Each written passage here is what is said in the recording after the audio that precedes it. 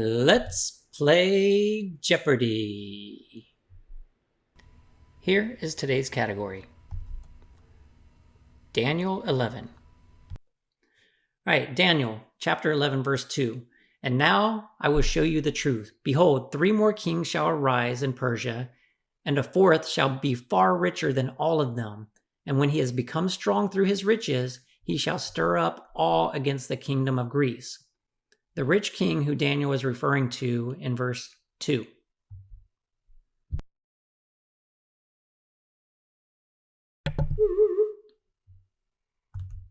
Who is King Xerxes? So the current king at the time was Cyrus. 3 more kings would come, and the 4th one would be Xerxes. And he's also the same king from the book of Esther. And it shows that history shows that he entered Greece around 480 BC. Daniel 11:3. Then a mighty king shall arise, who shall rule with great dominion and do as he wills. Next king after Xerxes.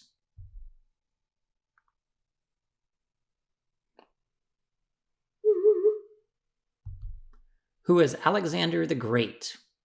So on his deathbed, Alexander the Great, at the age of 33, advised that his kingdom would go to the strongest, which caused it to be split into what the Bible calls 4 winds. So these are the 4 kingdoms that came out of that. The final responses for the next couple of questions is going to be focused around the 3rd and 4th kingdom, also known as the Kingdom of the North and the Kingdom of the South. Daniel 11, verse 6. After some years they shall make an alliance, and the daughter of the king of the south shall come to the king of the north to make an agreement. Daughter's name sent from the king of the south.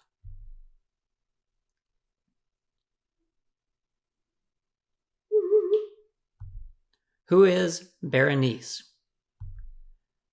Okay, so Daniel goes into some details here. So this is what happened in history. Ptolemy, king of the south, sends his daughter Berenice north. And he does this to marry the king at the time, which is Antiochus II. And he did this a way to get his grandchildren to inherit the north. But the problem is Antiochus is already married to a lady named Laodicea. So he divorces her, and then he sends her away. Then he marries Berenice to fulfill the contract from Ptolemy II. But shortly after this, Ptolemy II dies, and Antiochus sees this as a way to break the contract. So he remarries his old wife, Laodicea, right? But Laodicea poisons Antiochus II, and he dies, which creates a battle for power between her and Berenice. That's amazing. So if we read Daniel 11, verse 6 now in more detail, it tells the story. After some years, they make an alliance, and the daughter of the king of the south, Berenice, shall come to the king of the north, Antiochus II, to make an agreement. But she shall not retain the strength of her arm, and he and his arm shall not endure, but she shall be given up. So she was sent away, and he remarried Laodicea and her attendants, he who fathered her and he who supported her in those times. That's pretty cool. So let's continue on. And Daniel chapter 11, verse 7 says, And from a branch from her roots, one shall arise in his place. He shall come against the army and enter the fortress of the king of the north, and he shall deal with them and shall prevail. This person is the branch of Berenice.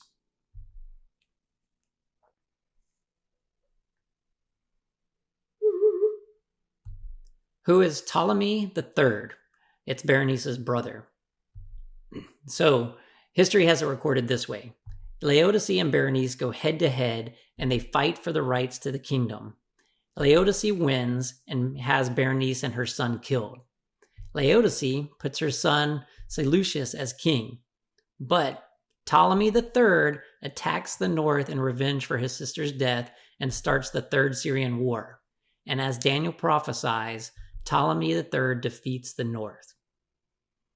Pretty cool. So we read again Daniel 11:7. It tells it outlines exactly what happened in history. And from a branch from her roots, one shall arise in his place. He shall come against the army and enter the fortress of the king of the north, and he shall deal with them and shall prevail. All right, last question from the category Daniel 11. Verse 10. His son shall wage war and assemble a multitude of great forces, which shall keep coming and overflow and pass through, and again shall carry the war as far as his fortress. So this is the king of the north, son of Seleucus III, who successfully returns home after invading Egypt, the southern kingdom.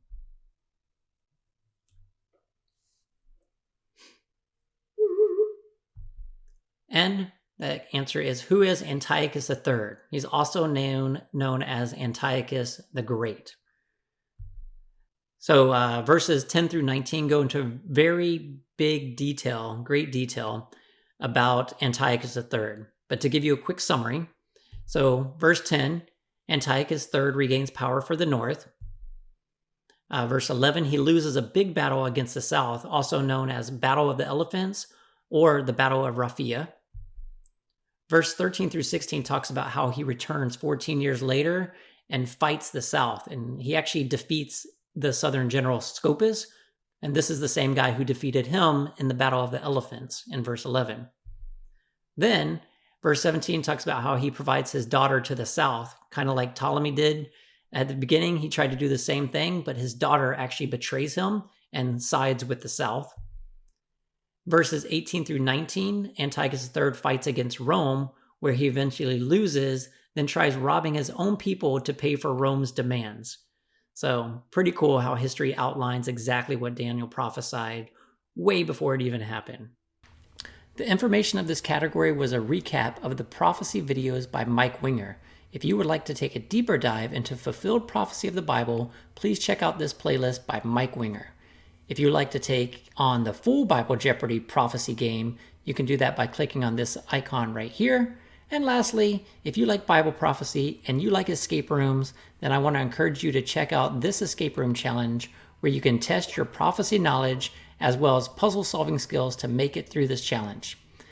Thank you for watching and being part of this ministry. Until next time, be blessed, be a blessing. I be out. Boop.